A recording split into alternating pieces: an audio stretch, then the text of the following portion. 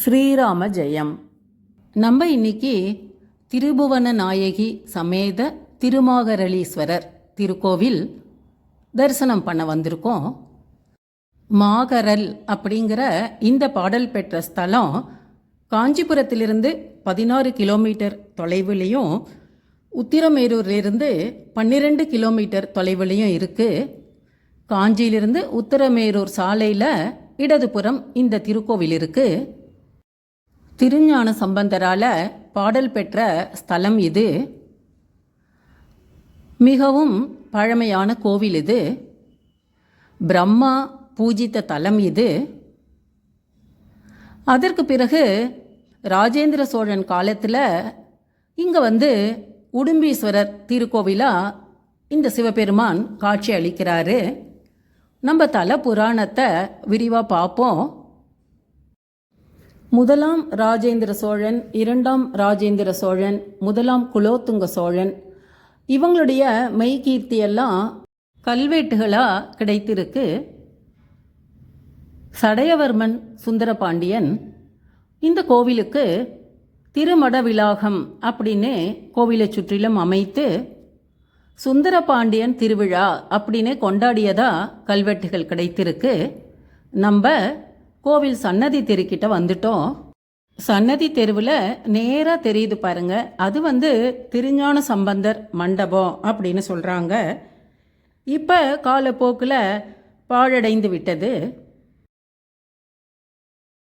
இந்த மண்டபத்துக்கு பின்னாடி இந்திர தீர்த்தம் இருந்ததா சொல்கிறாங்க. இந்த ஊர் மாகரல் மிக பெரிய நகரமாக இருந்திருக்கு. சம்பந்தர் பதிகத்தில் மாட மாளிகை அப்படின்னே குறிப்பிடுறாரு. இந்த கோவிலுக்கு உள்ள பதிகம் வினை தீர்க்கும் பதிகம் அப்படின்னு சொல்கிறாங்க. இங்கே வழிபட்டா உடல் நல கோளாறு எல்லாம் நீங்கி ஆரோக்கியம் அடையலாம் அப்படிங்கிறது நம்பிக்கை. முன்வினைகளில் உள்ள பாவங்களெல்லாம் போகும். எலும்பு முறிவு, முடக்குவாதம் இதெல்லாம் நீங்குவதற்கு இந்த கோவிலில் வழிபட்டால் சிறப்பான பரிகாரம் அப்படின்னு சொல்கிறாங்க. நம்ம ராஜகோபுரம் கிட்ட வந்துட்டோம். 5 நிலை கொண்ட ராஜகோபுரம். பக்கத்துலேயே பாருங்க, மிகவும் அழகான உற்சவ மண்டபம் இருக்குது. கோபுரத்தில் திருப்பணி வேலைகள் நடந்துட்டுருக்கு. இந்த கோவிலுடைய தலபுராணத்தை பார்ப்போம். பிரம்மா வழிபட்ட சிவபெருமான் இந்திரன் வழிபட்டிருக்காரு. அகஸ்தியர், காஷ்யப முனிவர் வழிபட்ட திருத்தலம் இது. ரதிதேவி வழிபட்டு காமனை மீட்டு எடுத்த தலம் அப்படின்னு சொல்கிறாங்க. மாகிரகன் அப்படிங்கிற அரக்கன் வழிபட்ட திருத்தலம் இது. நாளடைவில் மருவி மாகரல் அப்படின்னு இந்த இடம் அழைக்கப்படுகிறது. இந்த ஈஸ்வரர் மாகரளீஸ்வரர். அதுக்கப்புறம் சோழர் காலத்தில் ராஜேந்திர சோழனுக்கு இங்கே சிவபெருமான் உடும்பீஸ்வரராக காட்சி அளித்தார். இப்போ இருக்கிற அந்த சுயம்புலிங்கம் உடும்பீஸ்வரர் அப்படின்னு அழைக்கப்படுகிறாரு. பிரம்மா தன்னுடைய அகந்தையால் படைப்பு தொழிலை மறந்தபோது மீண்டும் அந்த தொழிலை, அந்த பதவியை பெறுவதற்காக இந்த இடத்துல சிவபெருமானை பூஜித்தாராம். புராண காலத்தில் இந்த இடத்துக்கு வேணுபுரம் அப்படின்னு பேர் இருந்திருக்கு. பிரம்மா தன்னுடைய தவத்தோட பலனை அடைந்து மீண்டும் தேவலோகம் செல்லும் பொழுது இந்த தலத்தில் ஒரு பலாமரத்தை நட்டு வச்சுட்டு போனாராம். அந்த பலாக்கனிகள் மிகவும் சிறப்பு வாய்ந்தது. அந்த கனிகள் தில்லை சிதம்பர நடராஜருக்கு நிவேதனமாக படைக்க எடுத்து செல்வாங்களாம்.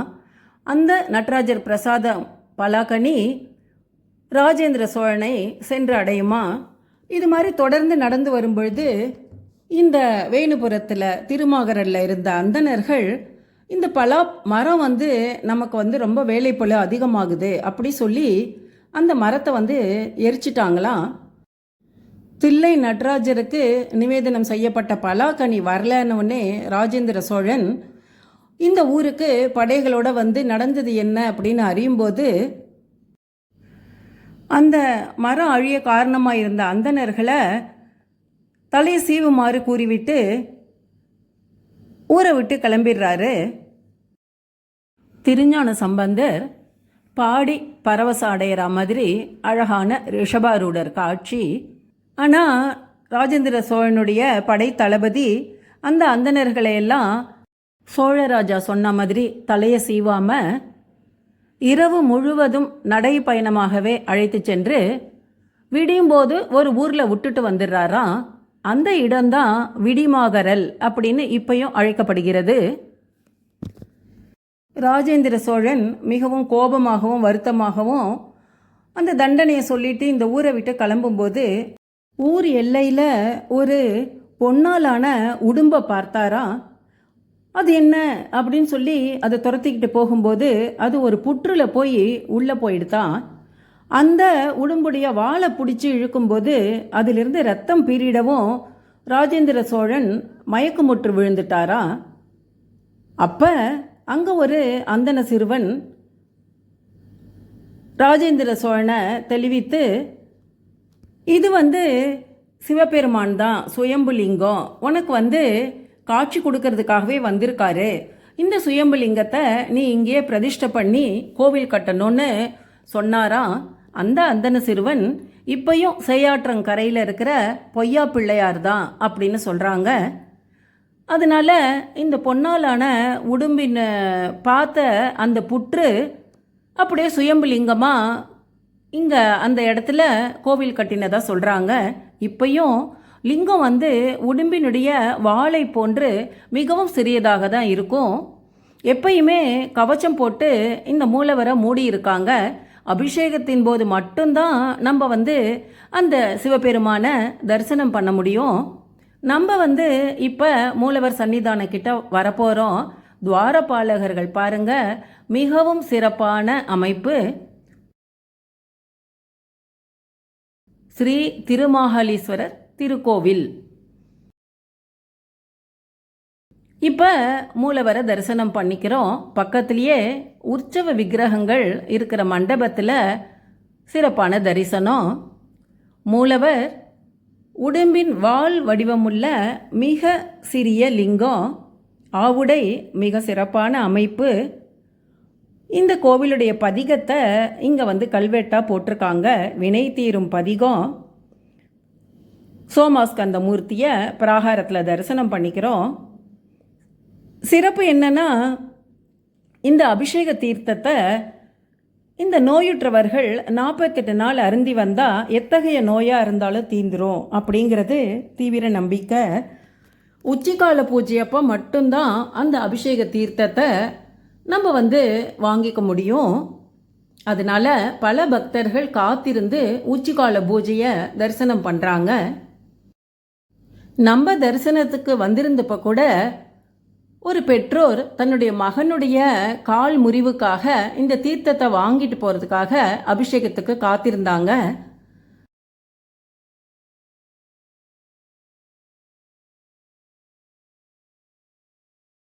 இங்கே சிவபெருமான் கிழக்கு நோக்கி இருக்காரு. நம்ம அப்படியே கோஷ்ட மூர்த்திகளை தரிசனம் பண்ணிட்டு வரோம். இந்த கோவிலுடைய அமைப்பு பார்த்திங்கன்னா, உத்திரமேரூரில் நம்ம தரிசனம் செஞ்ச சுந்தர வரதராஜ பெருமாள் மாதிரியே தான் அமைப்பு. அதாவது ஒரு அகழி அமைப்பில் சன்னிதானத்துக்கும் பிராகாரத்துக்கும் நடுவில் இடைவெளி இருக்கிறத பார்க்குறோம். கோஷ்டத்தில் கணபதி தரிசனம்.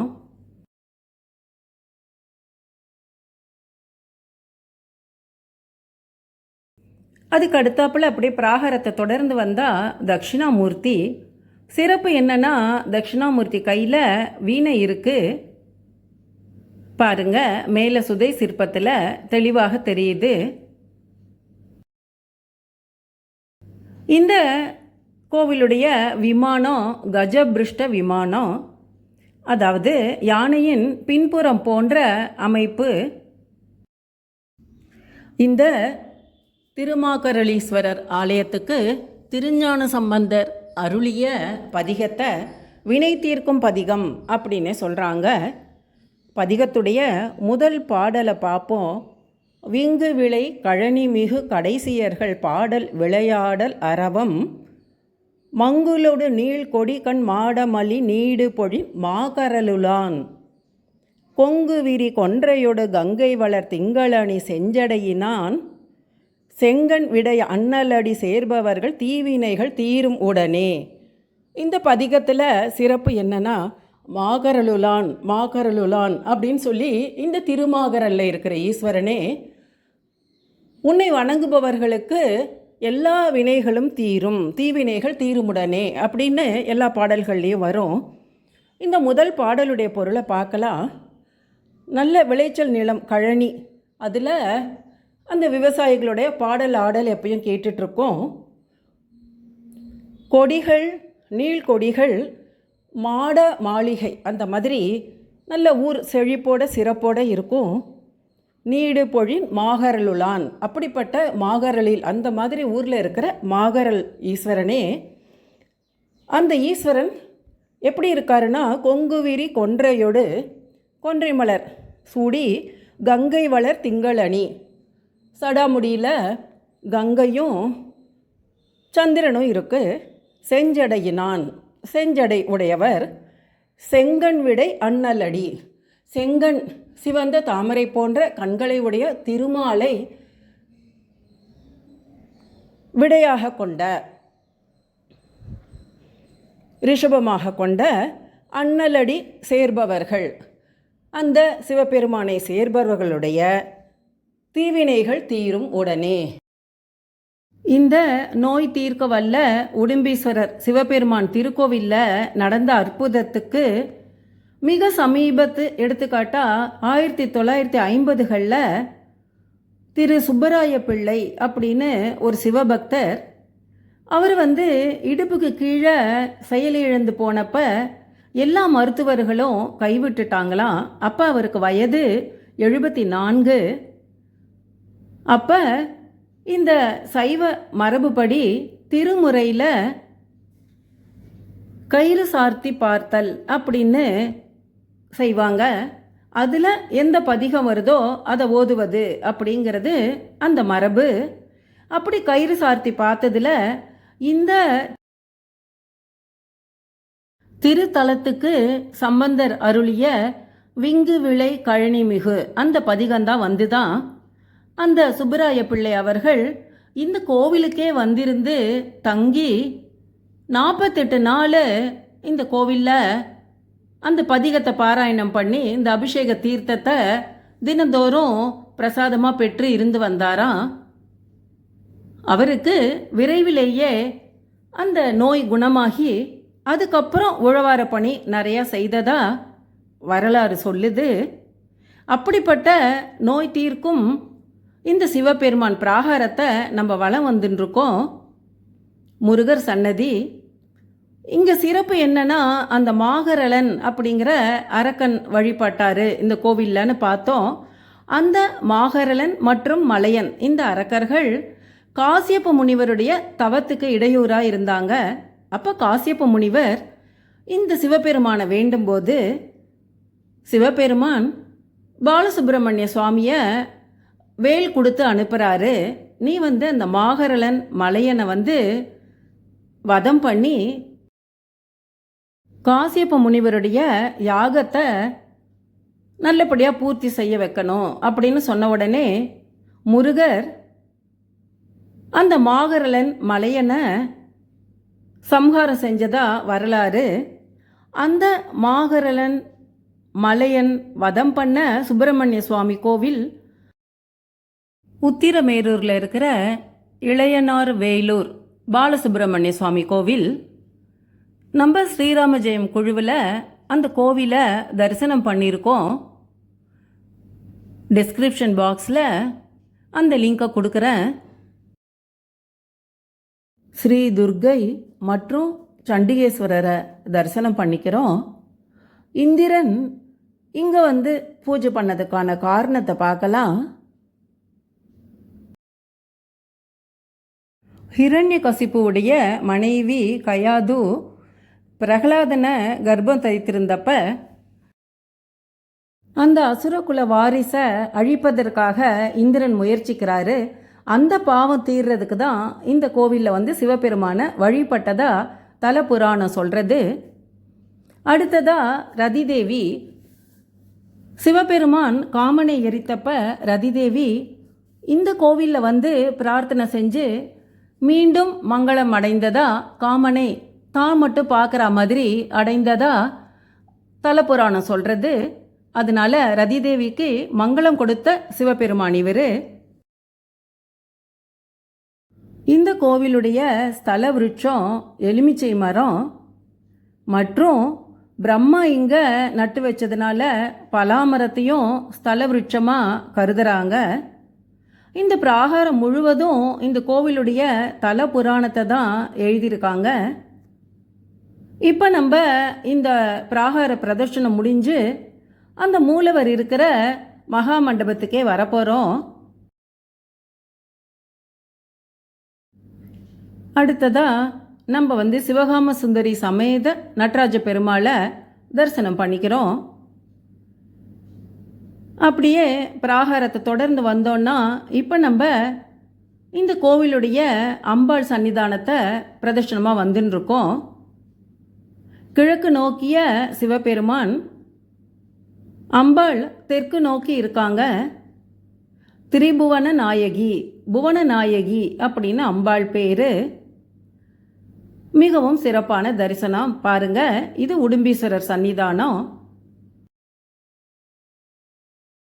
தரிசனம் முடிஞ்சு மீண்டும் கொடிமரம் கிட்ட வந்து சிவபெருமானை பிரார்த்திக்கிறோம். பக்கத்தில் இந்த கோவிலுடைய தீர்த்தம் அக்னி தீர்த்தம் இருக்கு. இந்த கோவிலுக்கு 8 திக்கிலையும் தீர்த்தம் இருந்ததா சொல்றாங்க. இந்திர தீர்த்தம், யம தீர்த்தம், நிருதி தீர்த்தம், அக்னி தீர்த்தம், வாயு தீர்த்தம், குபேர தீர்த்தம், ஈசான தீர்த்தம் மற்றும் வருண தீர்த்தம். நம்ம இந்த கோவிலுடைய வெளிப்பிரகாரத்தை வலம் வரும்போது வினை தீரும் பதிகம் திருஞான சம்பந்தர் இந்த தலத்துக்கு அருளிய பதிகத்தில் மேலும் ஒரு பாடலை சிந்திப்போம்.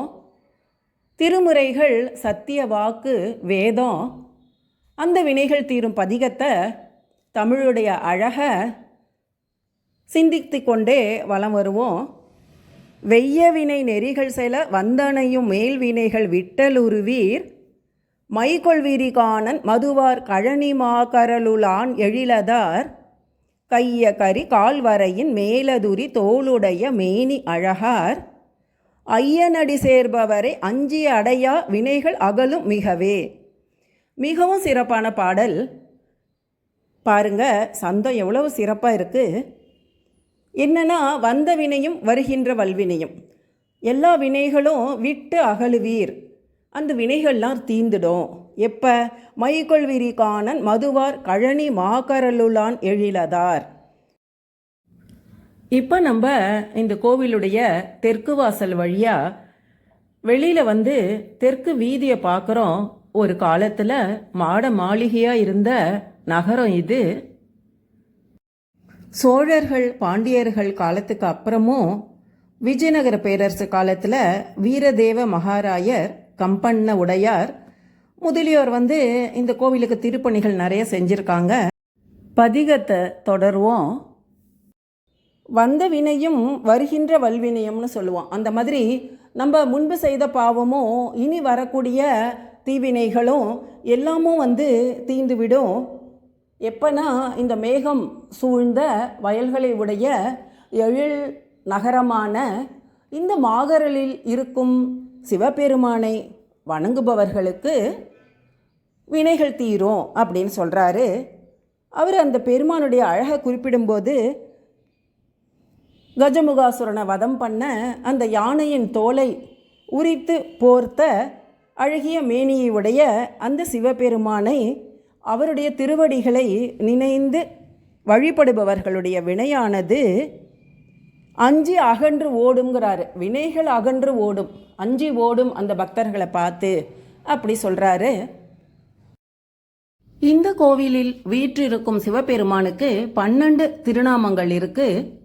மாகரலன் வழிபட்டதுனால மாகரலீஸ்வரர், சுயம்புலிங்கமானதுனால நிலையிட்ட நாதர், பிரம்மா, இந்திரன், மாகர்லன் ஆகியவர்களுக்கு சகாயம் புரிந்ததுனால ஆபத் சகாயர், ராஜேந்திர சோழனை தடுத்தாட்கொண்டு காட்சி கொடுத்ததுனால தடுத்தாட்கொண்ட நாதர், ரதி தேவிக்கு மங்களத்தை வழங்கினதுனால மங்களம் காத்த நாதர், உடும்பு வடிவத்தில் ராஜேந்திர சோழனுக்கு காட்சி அளித்ததுனால உடும்பீஸ்வரர், புற்றுல எழுந்து அருளினதுனால புற்றிடம் கொண்ட நாதர், உடும்பு புற்றுக்குள்ள போகும்போது ஏற்பட்ட காயத்தினால பார தழும்பர், தாரை மற்றும் சந்திரன் வழிபட்டதுனால பரிந்து காத்த நாதர், அகஸ்தியர் வழிபட்டதுனால அகஸ்தீஸ்வரர், காசியப்பருடைய யாகத்தை காத்து அருளினதுனால மகம் வாழ்வித்த நாதர்.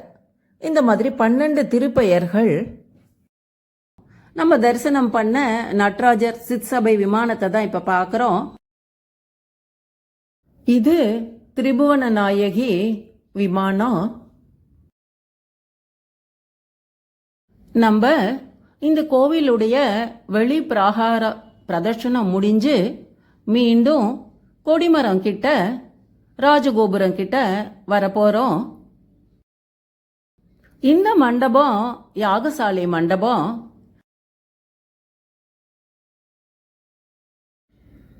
கொடிமரம் கிட்ட திரிபுவன நாயகி சமேத திருமாகரளீஸ்வரரை மனசார பிரார்த்தனை பண்ணிக்கிறோம். ஓம் நமச்சிவாய. ஸ்ரீராம ஜெயம்.